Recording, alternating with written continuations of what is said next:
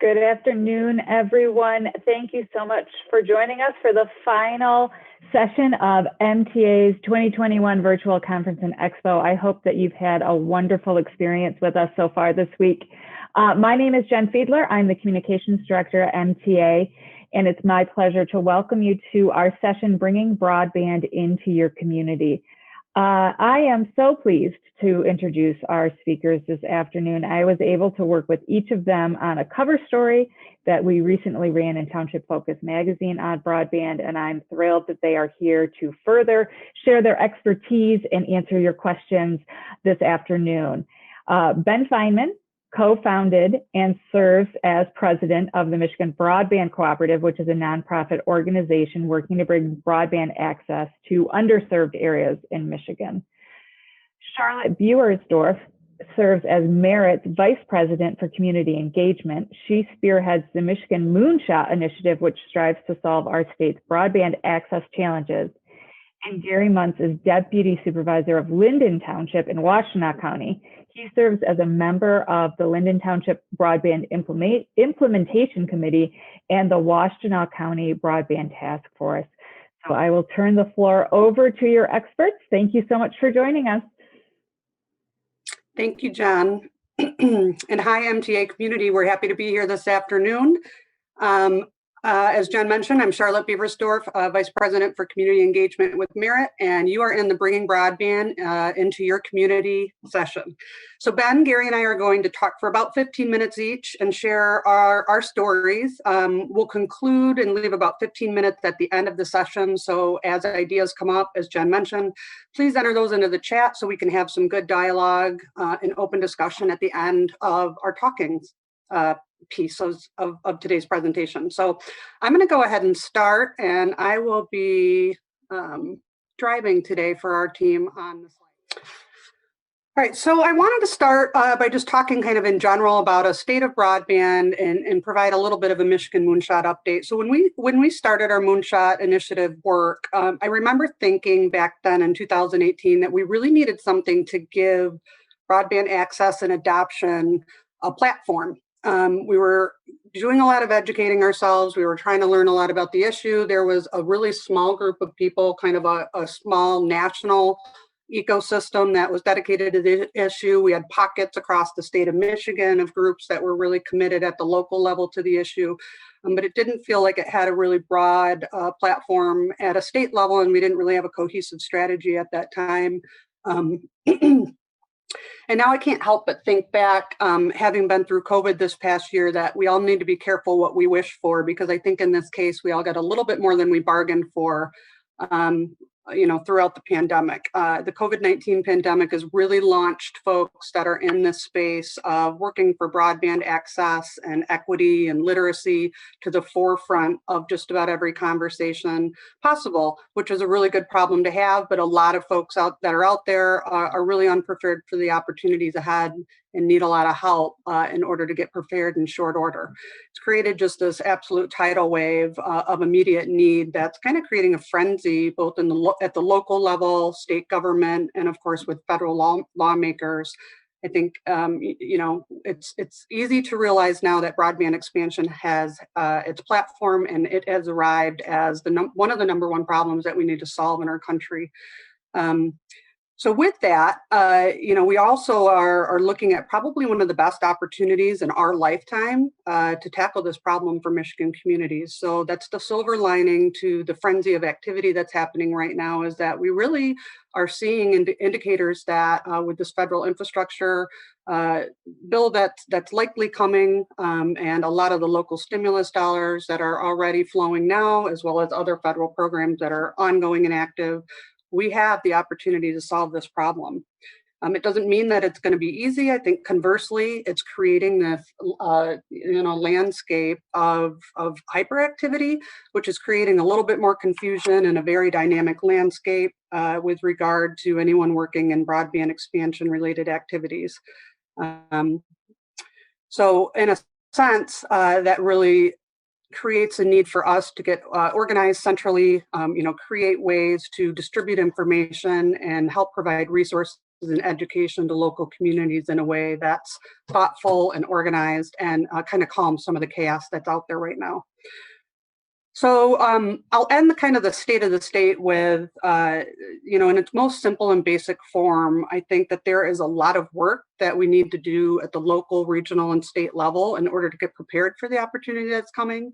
I think many of the communities I talked to across the state, again, they prioritize broadband. They may be somewhat organized around solving the issue for their community, but they're not entirely sure always what steps to take, at the fork in the road or throughout early planning activities in order to get properly prepared for the funding opportunities that we believe are coming. So we need to get ready and we need to do it fast is the message that I'll leave folks with there.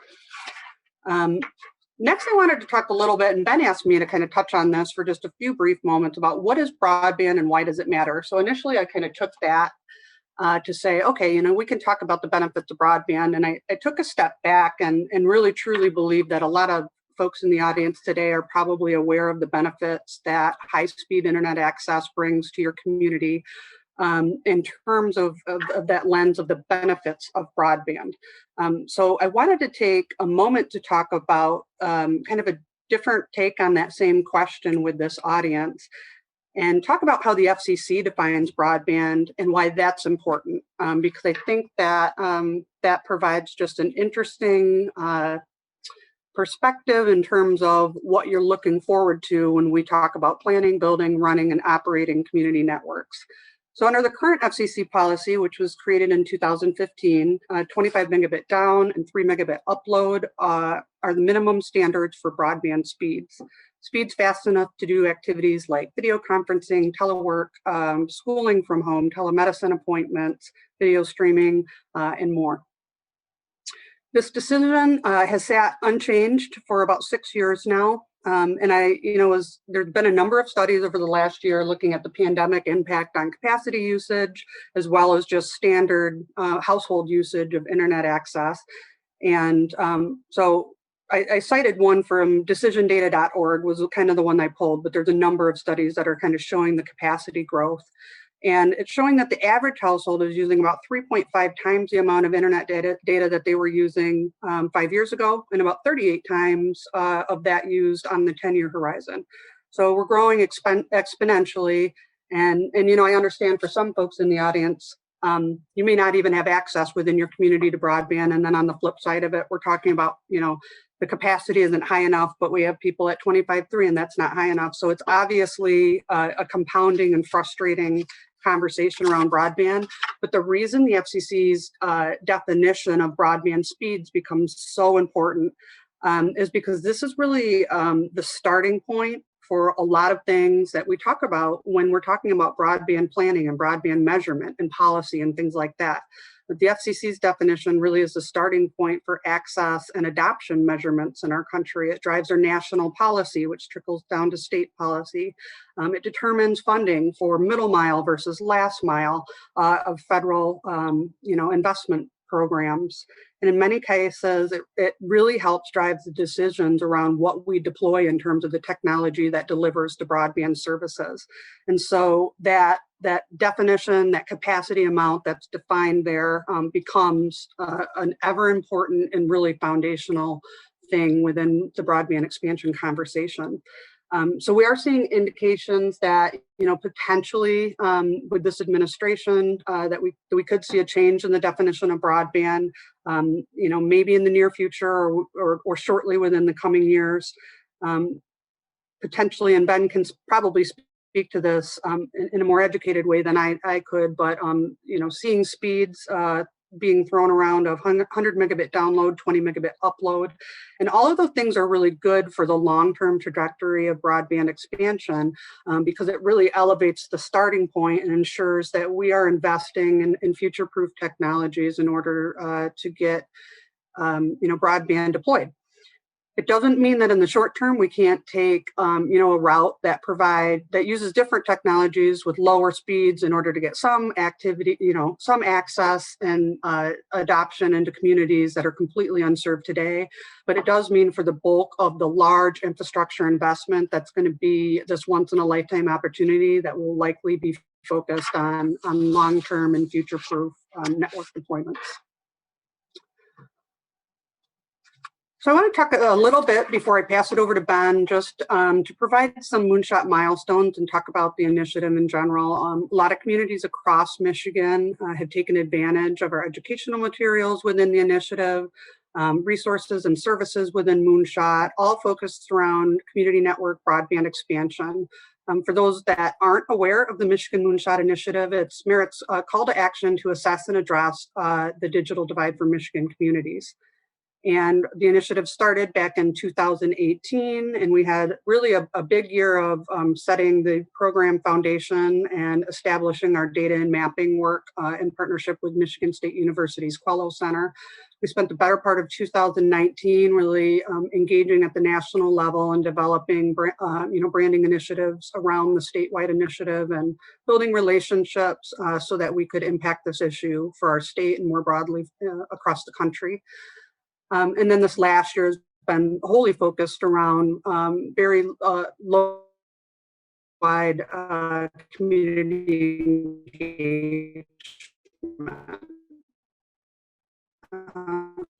So I'll talk a little bit more about what we're doing in that arena soon.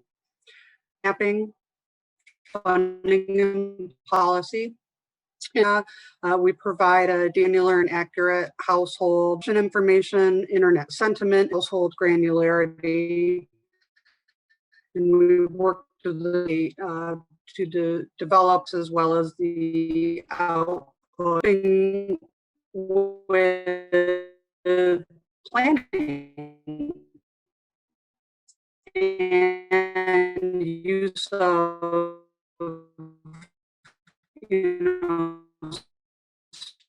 state and public asset and statewide digital divide issues. See, doing a lot of work policies not restrictive with the Michigan Broadband Alliance. May talk about today at the state level is with the national level. Aligning funding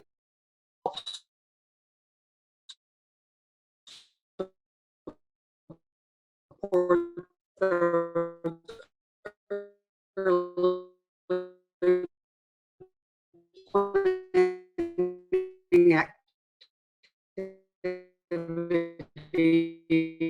talk about Ben and Start and the Pathfinder, centrally distributing all the information that's flying around about state and federal funding programs through our bi-monthly newsletter. In education and resources, this has probably been the most well-received, piece of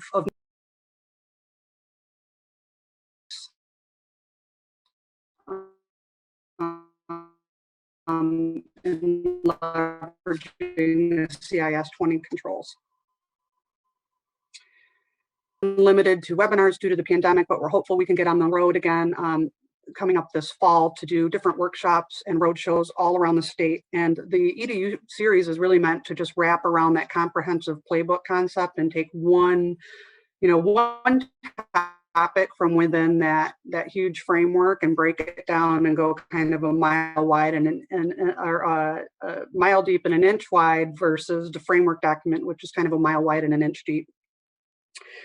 And then lastly, we're providing, and that is what Ben and Gary will spend the majority of their time today talking about. Those programs are called the Jumpstart, which is brought to you by the Michigan Broadband Alliance, as well as the Moonshot Pathfinder program. And it's all around navigating the journey of the early planning activities, which are primarily comprised of getting organized, building local buy-in into prioritizing broadband expansion as a local initiative, bringing the right folks to the table and building the appropriate ecosystem that you can have successful decision-making at the local level, moving into data collection, feasibility, pre-engineering, and essentially when you look at all those activities kind of in one program, it's getting shovel-ready and prepared for the federal infrastructure money that's coming soon.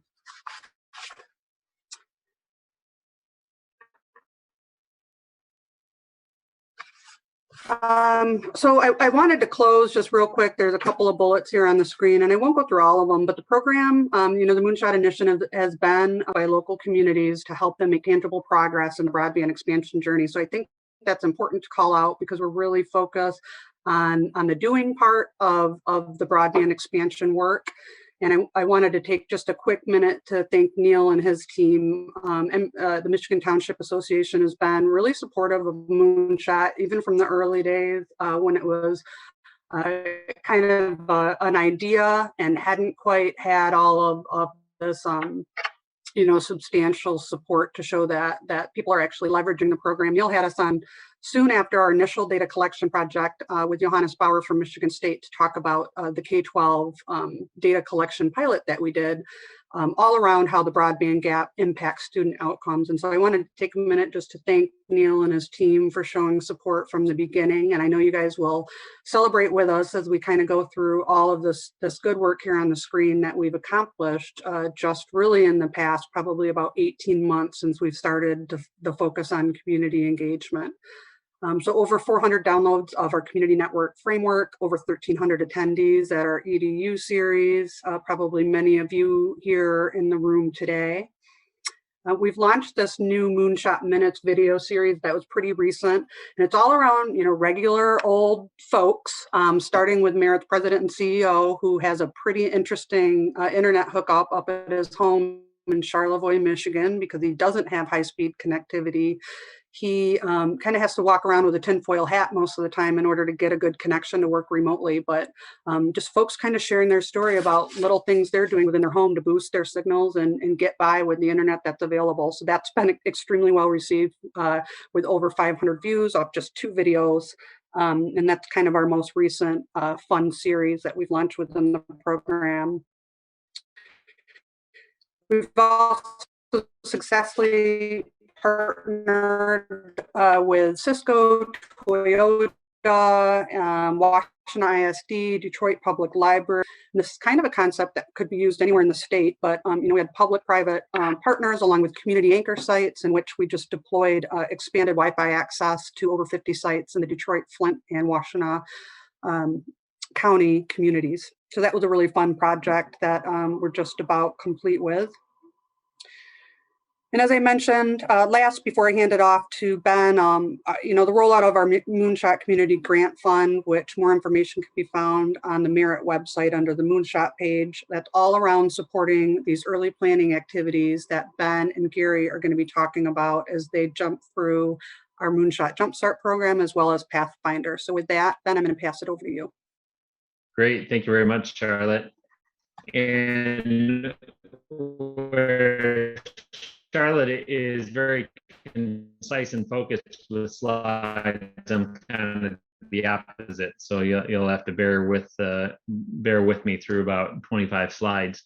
But as Charlotte mentioned, I'm going to focus today on the Broadband Pathfinder program, and I'm going to frame that out with a question that came in from Mark Fosdick, which is, what will it take for broadband providers to actually bring infrastructure to unserved rural areas in Michigan, and will the state and federal government provide help on infrastructure? Specifically federal money poised to come to help build broadband infrastructure, but it's not automatically going to flow to your township. And so that's what I'm here to talk about today, is that each and every township in attendance, I would recommend that you do take active steps to do some of the things that we're going to talk about to make sure that funding does flow to your township. Because in absence of those active steps, the providers will deploy and seek grant money for the most populous rural areas, because they're still looking to maximize returns on investment and profits and things like that. So to actually ensure that all of your citizens get coverage out of this impending funding, I would suggest that every township take some active steps to do that. And on the next slide, we're going to go through how to actually do that, because that's the question. It's an overwhelming space. When a township starts looking at the problem, it can often seem overwhelming. So we've broken it down into 5 main steps, with getting started arguably being the hardest one. If we go to the next slide, the 2 main parts of getting started are educating yourself in terms of currently available materials, and then forming a team to address the issue, because I wouldn't recommend that any one individual try to do this on their own. There's just too much, and it's too hard to do without a broader community support team within your township. But on the next slide, to talk a little bit more about what educational resources are available, Charlotte touched on a number of these already. The Moonshot framework document is something that I would suggest everybody start with. That said, I'll warn you, it's a beefy document. It's like 178 pages before you count the appendices, which add another 700 or so pages. But that can give you an idea of the space. Merit's Moonshot webinars are a more maybe concise and palatable way to consume some of the information as well. And then the Moonshot minutes that Charlotte mentioned are another addition in the space. So these are all free resources that anybody can consume today, and I think is a great place to get started. On the next slide, when you start forming your team and are at that point, there are several steps. The first one is finding people to be on the team. If you're acting as a township, I recommend considering forming a broadband committee or a broadband task force. And we have some documentation. I believe one of the appendices of the framework even is establishing a charter for a township broadband task force. But finding volunteers on your board or within your community, and you might be surprised when you put out a call to the community, oftentimes there's a lot of technical expertise in your residents that you might not expect. But then finding leaders, it works best if you have at least one, if not a couple individuals who are willing to lead the effort from a local perspective. And then some kind of governance. As I said, I think it's great if it can be governed underneath the township board, but separate standalone broadband organizations within townships can work as well. If we go to the next slide, the mechanism that we have for doing this is Michigan Broadband Jumpstart. So taking a step back, the Pathfinder program that I'm talking about represents a collaboration between a number of nonprofit organizations in Michigan. Merit is the biggest one and is hosting the Moonshot. But underneath the Michigan Broadband Alliance, we have a ecosystem of organizations, and one of those is Michigan Broadband Jumpstart. So the goal of Jumpstart is helping individuals basically get started. And so you can find some help getting educational resources and forming your team under Jumpstart. And if we go to the next slide, so after you have gotten started, you formed your team, so that's when you can move to the planning stage. On the next slide, the planning stage consists of 5 main discrete steps. The first one is establishing your goals. So before I move on to that, the 5 steps are goal setting, data collection, funding and grant research, pre-engineering, and feasibility. And I'll say that you might not be conducting each of these steps yourself. It depends on the choices that your community makes and which path you decide to go down. But in general, these are the 5 steps that you're going to go through. So on the next slide, if we look a little more closely at goal setting, so some of the things that you will do during this step is getting everybody on the same page in terms of what's the problem you're trying to solve, what are the strategic goals you're trying to address within your community, what are your socioeconomic goals, target areas that you're trying to cover, target levels of service, how important is future proofing, and are you trying to address physical infrastructure access or economic accessibility of broadband services. On the next slide, data collection is a critical step for a lot of communities. The FCC maintains broadband coverage maps at a national level based on data that's reported by incumbent providers using FCC Form 477. The thing to know about this data is it's not accurate. And unfortunately, it's not granular enough, nor does it represent the actual situation on the ground. So in many communities, coverage is vastly over-reported versus what's actually available. So we recommend communities do their own studies to understand more specifically what the current coverage situation is. And somebody had asked, is there an avenue for a township to be evaluated on broadband services offered and where we may need improvements? Yes, that's this data collection step. So Merit, through their Moonshot, does offer a data collection service where they'll go out and survey the community and generate granular coverage maps based on real speed tests that your residents would conduct. So unless you are looking to provide service to your entire township, or unless you are reasonably certain your entire township already doesn't have service, this is an important step. And even if you are reasonably certain your whole township is lacking service, the citizen sentiment analysis portion is important as well, because this can tell you how important broadband is to your residents, and how willing they are to work together to address it. On the next slide, the funding and grant research is critical, because of course the big question is who's going to pay for it. There are a number of state and federal grants that I alluded to that are coming down the pipeline that you should be aware of, but there's other options like loan guarantees and municipal financing like bonding. I should note bank financing is actually not an option for townships. Townships can't just go to the bank and borrow money for broadband, which is not something I would necessarily recommend anyway. But there are a number of other mechanisms available that you should consider.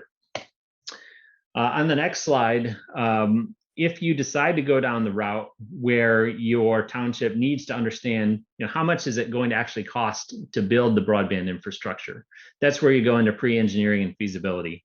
And the small map on the left-hand side of this slide is the pre-engineering design for Linden Township. So I won't steal Gary's thunder, but that was what the consulting firm came up with. And the final map ended up looking, pretty close to this. So the pre-engineering is the step where you start looking at what the specific technology is actually going to take to solve the problem. On the next slide, feasibility is where you get into the finances. And okay, we know what we're going to need to build. So how much would it actually cost, and how would the financial model look to see if we could actually afford to pay for it? And again, this is a page from the Linden Township Feasibility Study that projected what the net income would be for the township should they execute this project. And the details of how the project was structured ended up a little bit differently, but I'd say that the financial projections ended up being pretty close. On the next slide, so how do you do all of these things? And so this is where the Michigan Moonshot comes in two ways. The Pathfinder program can provide advice on the decision points that come in between each of these steps. In terms of some of the specific things, there's a lot of private consulting firms that will do the pre-engineering and feasibility. Merit has a marketplace that you can look to for those consulting firms. As I mentioned, Merit themselves has a robust data collection platform that you can avail yourselves of. But broadly, the Pathfinder program is designed to help guide communities through this planning process. On the next slide, after you figure out what you want to do, the hard part oftentimes is getting funded. So in the next slide, we can look at some of the more detailed options for that. Everybody wants to apply for grants, and grants are great. As I alluded to, there are a lot of grant opportunities that are going to become available soon. The thing to know about grants is grants are almost always going to require a match, anywhere between 10 to 50%. You can count on probably at least a 25% match. So even if you decide to pursue grants, you have to understand how you're going to fund the match. Public-private partnership formation is a great way to get funding in terms of either combining public funding with a private investment, or incentivizing private investment by itself, which is actually the last thing I have on the slide. So that's something that a lot of communities like to try to do. To be realistic, private providers, for the most part, they know where the demand is already, and if they haven't built there, they've done the calculation that without additional monetization or funding, they aren't interested in building there. So the idea that, well, we could just show them that we want it and then they'll come, that doesn't really play out for the most part in reality. And then the last one I haven't mentioned is municipal financing, which is Linden Township did a flavor of that. They built their project with a bond backed by a millage, but there's different kinds of municipal financing that can be utilized for that. And if we go to the next slide, actually, yeah, there we go.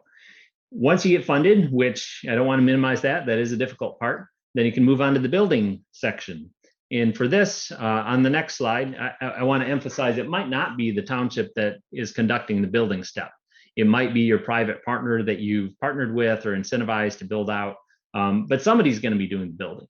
If it is the township, these are some of the things you'll need to be, some of the steps you'll need to take, which is engineering.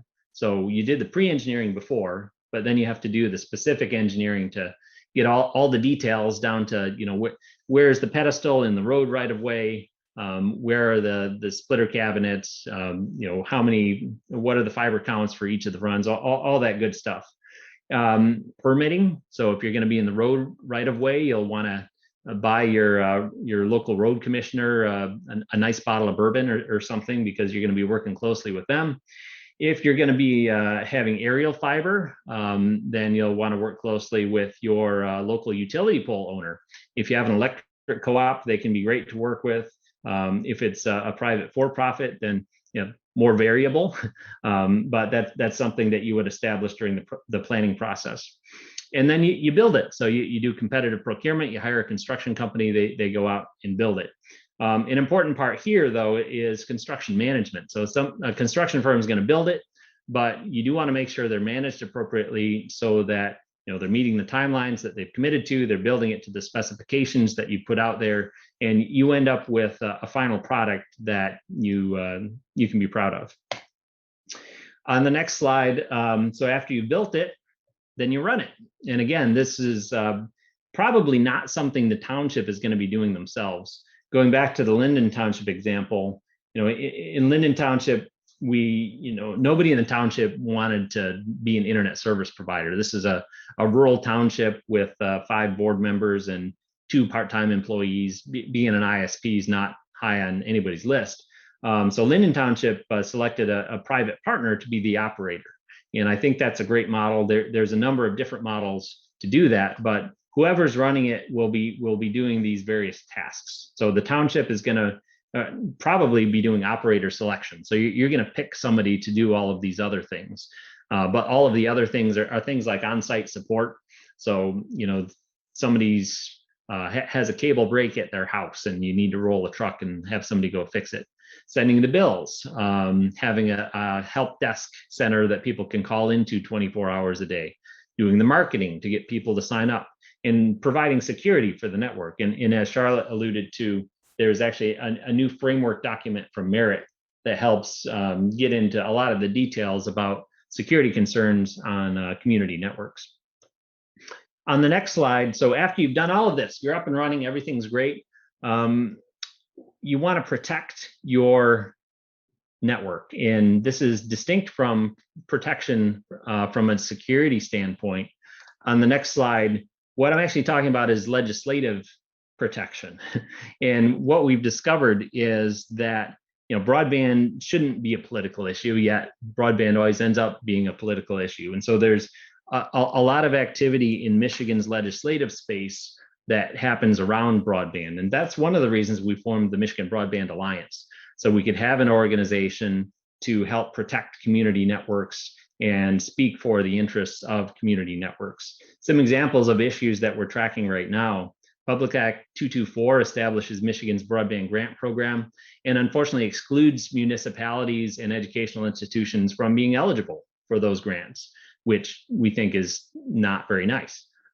So we're working to have municipalities be eligible for Michigan's broadband grants.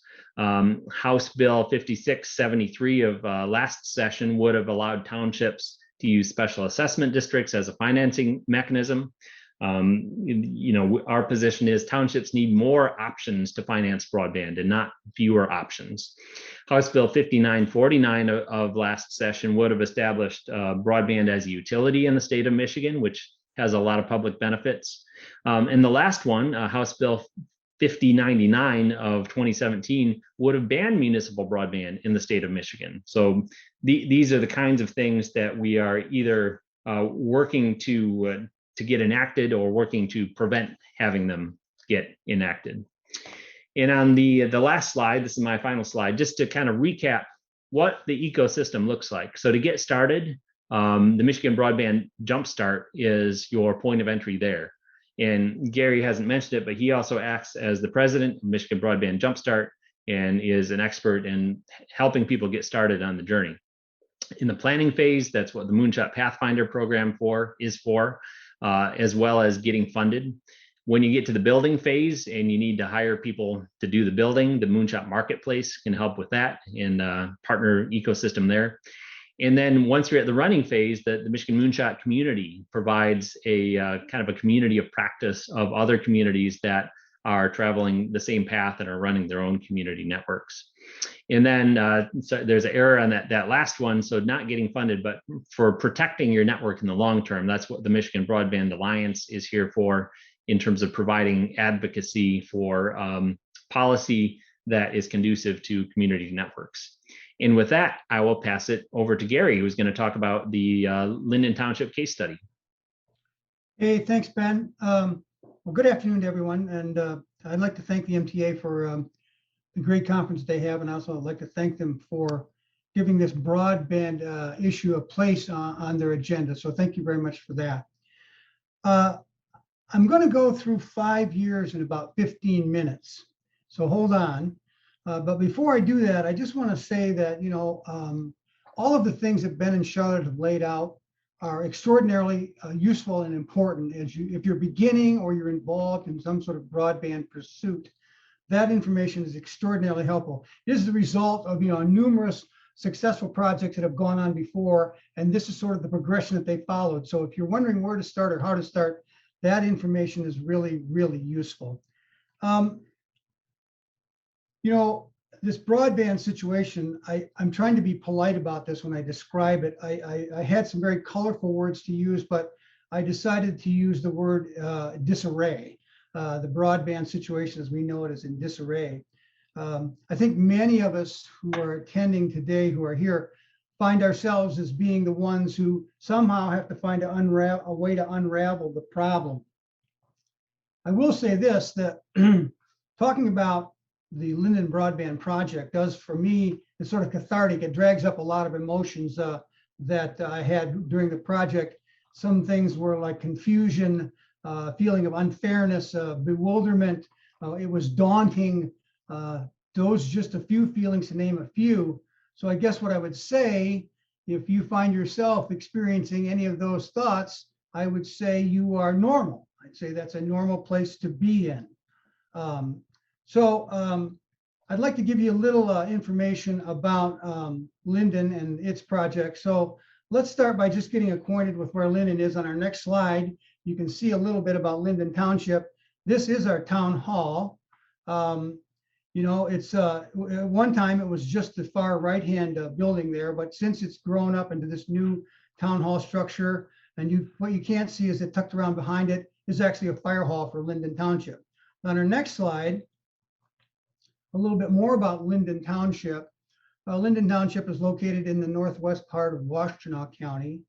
We have about 3,000 people, about 1,200 households, and about 50% of the land is state-owned. And this slide here, the next slide, will show you a little bit about Linden Township.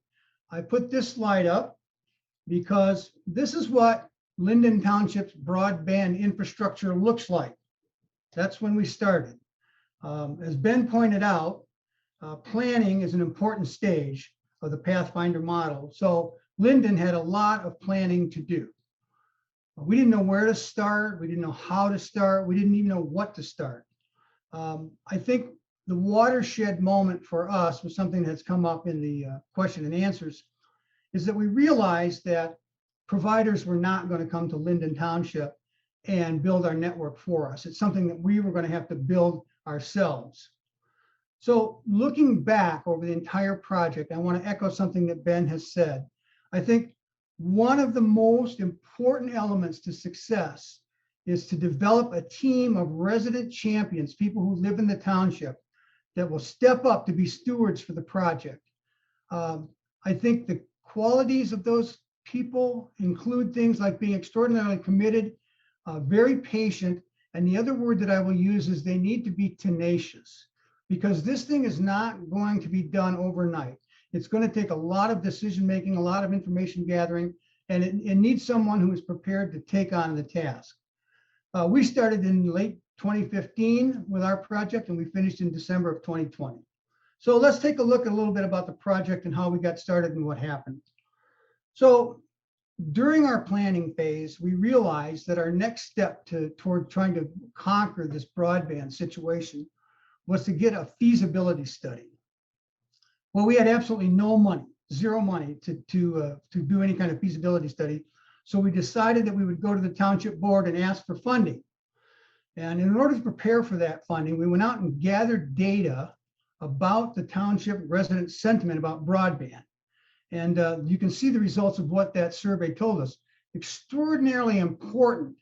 What very important was how people rated it.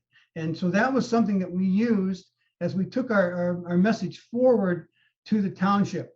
It was clear that we needed to communicate to the township board what the sentiment was of the township residents. And you can see what happened in the next slide. Here we are, March of 2016. We went to the township board, armed with the information that we had gathered from before, and we made our pitch to the board to give us enough money to fund a feasibility study. And then next you can see that, voila, we were indeed granted money from the township to conduct a feasibility study. Well, we were thrilled, but guess what happened? Next, I'll show you what happened. We got a feasibility study. We ran the feasibility study. The feasibility study came back and said that it was only going to take a mere $7 million to build our network. Well, like I said, we didn't have two nickels to rub together to do a feasibility study, and now we're faced with a need to find $7 million to build it. Needless to say, it was a sobering moment, but I'll harken back to our planning and one of the characteristics of being a member of the planning team, and that was to be tenacious. So on the next slide, we made the decision to fund the project by seeing if we could do it with a millage, a bond that was backed by a millage. So we wanted to, once again, we were going to approach the township board because the township board needed to approve a ballot initiative if we're going to do any kind of millage work. So we went back to the residents and we asked them with actual numbers in front of them how they would vote if they were given an opportunity to vote on a millage for the broadband. And this is what we got back. We can see that, you know, nearly 68% of the people would actually have supported a 3.7 mil bond to, or millage to support the network. So if we move on, we can see that we had the information, and we took that information. We went to a couple of town halls with some of our citizens. They asked a lot of questions. We looked more closely at the feasibility study. We studied the taxable nature of Linden property in Linden Township. And then that led us to going back again to the township board. But I could tell you a couple of things that I want to tell you in the next slide about millages that you should be aware of. And that is that we learned that, you know, all parcels are taxed for a millage, regardless of whether they subscribe to the service or not. And people with higher property values pay more. So moving on, once we had approval from the township board to go ahead and make the ballot initiative and put it on the ballot, we needed to be able to demonstrate to the residents of what their actual costs would be. We wanted to give them accurate information so that when they went to vote, they would know what they were voting for. So the cost for the resident was the millage plus the service fee plus a monthly cost would tell them how much they were actually going to have to pay. So if we step to the next slide, we can see that for a monthly service fee of $35, or a service fee of $35 and a millage rate of $23, which by the way was calculated on the average property value in Linden Township. For that price of $58 a month, we could give them 50 megabits of service. In the next slide, we'll show you what the next tier of service was. The next tier of service was $45 a month plus $23 a month in millage, $68 a month for the cost. And the next slide shows us if they had a gig service, they could do $70 a month plus $23 a month in millage for a total of $93 a month. So The next thing we did on the next slide was we realized that it was important to demonstrate to residents that it was not all about cost. The costs were offset by change in their property values. So let's take a look at what that means to a resident. They were indeed paying money through their millage, but I think it was also important to demonstrate that their property values were going to increase. So if you took the millage over 20 years and the increase in their property value, you can see an equity gain for the residents in the neighborhood of $8,000. So this is all good. So we've gone out now, we've gotten approval from the township to put out a ballot initiative. We've done our education of the electorate, and now we're actually going out and we're going to have an election. We're going to vote on this. In August of 17, we voted on it. And we, as I earlier, I think a lot of the things that we did with education for the township residents, we tried to maintain a totally educational kind of moment. We didn't really get into advocating pro or con for broadband. We just asked residents to take the information that we were giving them and make their own decisions. Shortly before we went to the election, though, a citizen group did come up and they started up an advocacy group that was advocating for broadband. So we went out, and our most powerful tool for the election in terms of conquering this problem was the yard sign. We placed yard signs in the township of residents who were in favor of this, and that was our #1 promotional tool. So we had the election, and the next slide will show you what happened. Here we go. Election results, 66% of the people voted yes, 30% no. It was a record turnout for a non-presidential off-year election. 43% of the people came out and voted, which demonstrates to you how important broadband is as an issue. The next slide, where are we today?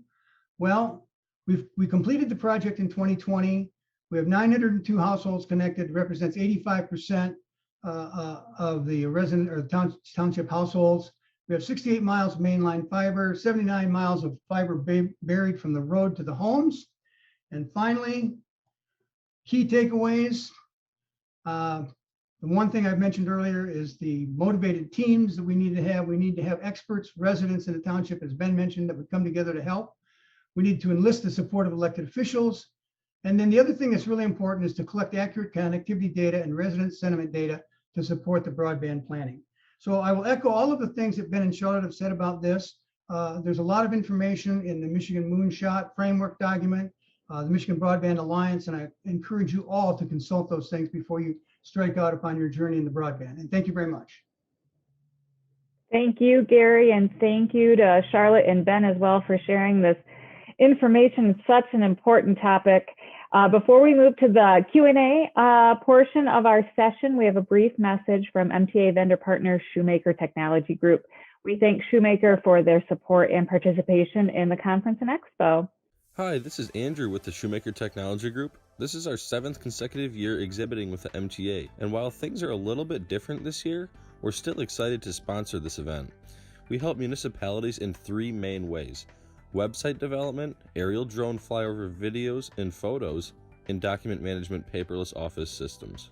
If you're interested in learning more about our municipal services, we're hosting a series of educational webinar presentations. RSVP at stgmunicipal.com. Wonderful, great. Now we've got a couple questions coming in. I know some were answered during the session.